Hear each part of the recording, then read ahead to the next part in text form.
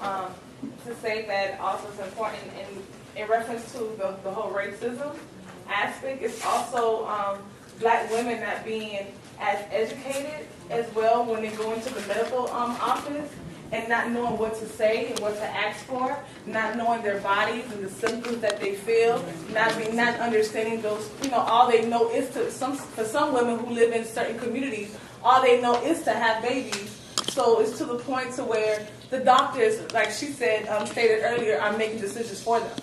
Or they're so pressured because they're told if you want your baby to live, this is the best method for you. But what we need to understand is that doctors work for us. That's right. It ain't the other way around. That's right. So at any point you feel uncomfortable, intimidated, don't understand, you shut that down. Say, you know what? I want a second opinion. So let me speak to that really quickly. That's where, when I'm talking about this is a community issue, so it's great to have this debate, dialogue, and conversation in here, but which of you are committed to going into the high schools, going into the churches, going into the colleges, and talking to these girls before you're pregnant? All of my cousins, I always tell them, I'm like, hey, you having a baby this year? No, great. Let's start talking about your pregnancy now. Before you're even thinking of getting pregnant. When young girls are around me, I say to them, you don't have to answer this question, but are any of you having heterosexual sex? If the answer is yes, then you could be pregnant tomorrow. So I just want you to know that you should be thinking about this now. And I start having conversations about it before pregnancy, because once you're pregnant, you're already in this vulnerable box. And it's very difficult to talk to a woman at that time. We have to begin speaking with our sisters, our girlfriends, our cousins, our aunties, and all them folks well before pregnancy and when they're not pregnant on an ongoing basis. Just to add to that, being pregnant and being in there and they're telling you, we've got to take the baby, you're terrified, you're alone, you don't know what to do, you got other children, you're scared. Especially you can't advocate for yourself at that point. And you're going to do whatever he says, usually it's a he, whatever he says to make sure that your baby is okay. Period. And this is where state violence comes in. And this is a very good example of state violence. And he could threaten to take his child. We got this one here, and then we'll go to you next, ma'am. Yeah. I guess to kind of connect all of the comments, I have a, comment into a question. So in talking about a woman's health before she's pregnant, so that preconception health piece, but then also thinking about, so going back to what she mentioned about the billboards and things of that nature coming out of Atlanta. I wasn't directly involved, but in support of like the reproductive justice movement out there to help bring down those billboards. So my question is, because also wanting to add the other piece of, a lot of times our pregnancies are unintended and unwanted, and wanting to bring that conversation in terms of advocating for women of color to have better birth outcomes. How can we bring a more, I guess I would say, kind of Black feminist lens or reproductive justice lens on preconception health and Black women's health in general, so that we're having a much more deeper conversation than just looking at women as mothers or potentially becoming pregnant, but having more autonomy over their bodies. Because I think we need to have some more conversation around that as well. That's just, I feel like you answered your question. I feel like you answered it. I feel like the reproductive justice movement, as I know it, the larger one, has been based around and only access to abortion, which is important. But we know that Black women and brown women, for that matter, have a different connection and history around our body. Yes, and to termination, right? So only having it centered around that, people don't want to be bothered with that. When if I have a child, I have to think about different things versus a white woman where that's the only thing she doesn't have is access to abortion. I have to worry about whether or not my baby's gonna get shot dead in the street or what might happen after. Yes. And I would also add that when we're talking about this type of preconception idea and concept in health of our bodies, that's really where rites of passage programs come into play. Because if we're working with our young girls and they understand the value of their body, then they will begin to exert power over their bodies and feel that they are their bodies. Unfortunately, we are in a society here where from 5 years old, all we want to do is be cute and put on makeup. Right? That's what's celebrated for us. Oh, you're so cute. Oh, you're so cute. Oh, you're so cute. That's all we talk about. And so we have to start moving to a place where we are brilliant, where we are powerful, where we are exceptional girls who are growing into exceptional women who have an exceptional idea of how to be treated and how to be respected with their bodies. So I think that our control over our bodies comes from having a knowledge of the importance and the value of what our bodies are. When we don't understand that our bodies are valuable, whether it's reproduction or not, we can't even get into that. And sometimes the value of my body becomes reproduction if that's all that I know. Yes. So, Almost jumped up on that one. So I just want to thank all three of you for a very powerful panel today.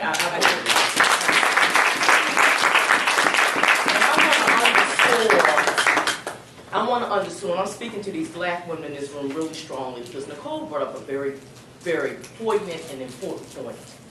And that point is this: we need you in the community. Some of us have gotten so removed. Let's call it now, because we can get real phony in the space. Okay. Some of us have gotten so removed. We're so educated. We make all of this money. We drive fancy cars, wear beautiful clothes, and live in big houses. And we don't even know what's going on down the street of the hood 2 blocks away. We don't know. And I have to say this to you. When you said we need second opinions, I agree. When you have a young black girl in crisis who is intimidated by a system, she is not going to question it. She doesn't know any better. She may not even feel empowered to even do that. And so I'm calling you out, black women. I'm going to call you out. Because a number of us, again, are in these positions, and we are not going back. We are doing this thing where we're stepping out, and we're looking down. Oh, those poor black people. It's rough in there. It is rough in there. And we always have to remember that we are as strong as our weakest link. That we are our sister's keeper. And I think that's being lost, and that frustrates me about the black community. That frustrates me about black women. I see it every day. How are we going to get any stronger? We each have a role to play. Maybe your role is to be a policy maker. To make policy that has an intersectional analysis that looks at what happens with black families, black communities, and black women and black children. I'm just going to really say that. I really want to thank all three of you. Nicole, thank you. That is a poignant point. Yes. And I had to call myself on the carpet. I'll share a very personal story where it was like a light bulb moment for me. This was back in 2003. I had an unintended pregnancy. Didn't have any insurance, and I'm going to the public health clinic. And I am sitting in there embarrassed about the pregnancy. How could I? All these degrees, educated, and I got this I don't even know this dude for real. And I'm pregnant, right? Very, very horrible place I was in mentally and emotionally. And I'm in the clinic. And I am crying. I'm literally crying, waiting for my appointment. And I said to myself, I don't belong here. And a light bulb went off. Nobody belongs in here.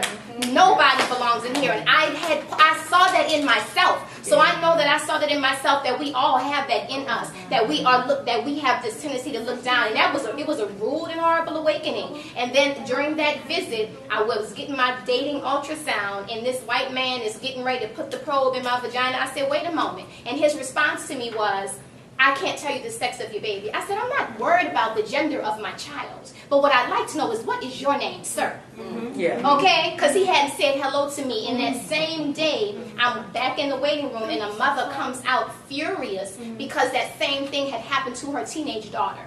And she was like, he was this, and he was that. I said, man, we got to start doing something. As educated as I was and all that stuff, it was very difficult for me in that space to advocate for myself. So when I had that experience, it opened my eyes to what our sisters are like. We gotta show up deep. We gotta show up. We have to stop We're not bullying showing with up. each other, because that's one thing that I feel like. Coming from University of Georgia, when I would go to Atlanta, I would get disgusted. I'm from Baton Rouge, right?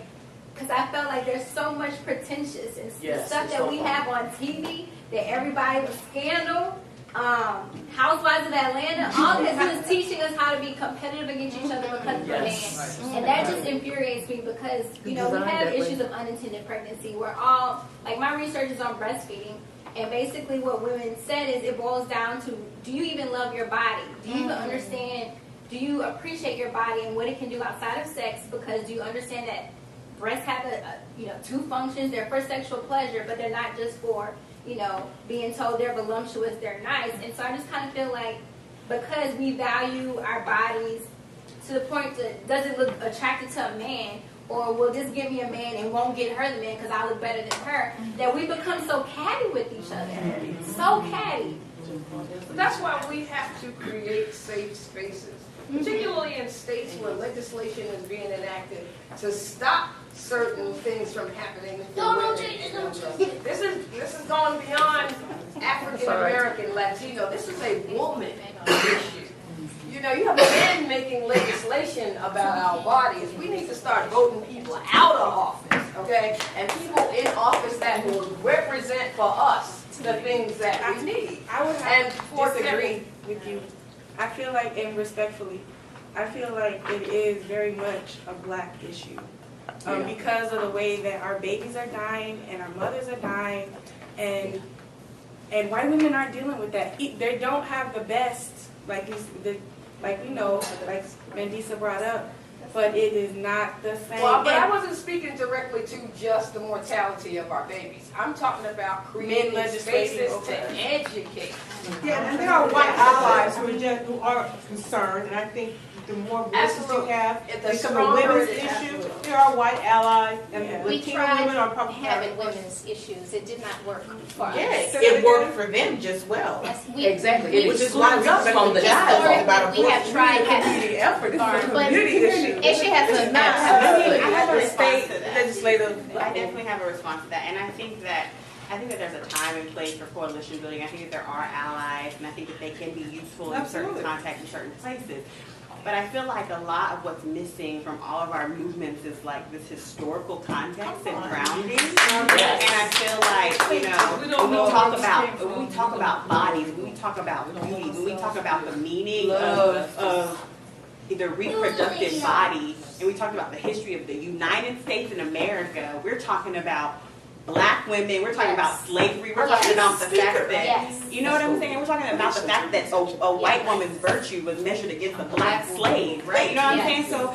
So I feel like a lot of this conversation is not rooted in that. And I feel like when you understand that, then you know when that legislator is making that law about women literally, they're talking about a Black woman's body. I mean, that's how I Don't forget the Combahee River Collectives. Do not forget it.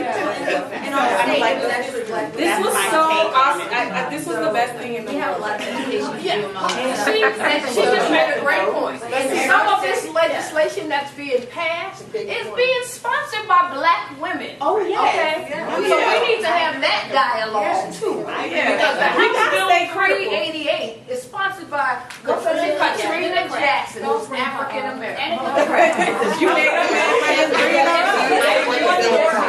One more comment, and then look, I have a question, and then I have a comment, and then a question, because everyone is talking more so about the macro level, and I'm still looking at the micro level. Case in point, I've been mentoring a young sister for about a year now who unfortunately lost her baby at 36 months. And so, I visit her, I check up on her, and I ask myself, am I really helping this sister, or am I just a safe place for her to vent and cope? Whenever I try to get her to come out to activities, this and that, somebody in her family sabotage. Oh, I was studying for my GED. Somebody tore up my book. Oh, they know I was trying to go to the meeting tonight. They left the kids for me to babysit, so I can't come out. And so it's like I'm asking myself, I'm here, out here trying to do the work, trying to help out this sister, and it's just like even on the micro level, dealing with her family. Oh, she getting her GED. Oh, who is this heifer sitting up in our house coming to visit you? It's like, am I useful to her? Am I helping her? Yes. Legislation, this and that. We talking about mother, father, brother, sister hating on you because you trying to get a GED. You are helpful. You are helpful. I'm not even. It's like me. You know, a white man, no one is writing a law on how am I treating my sister, how am I helping her, how am I helping somebody progress. That's my question. I ask myself every day, am I helping this sister? And it breaks my heart how she's being sabotaged. And I don't see any progress in this past year. I don't. Okay, I want to get So what is the solution?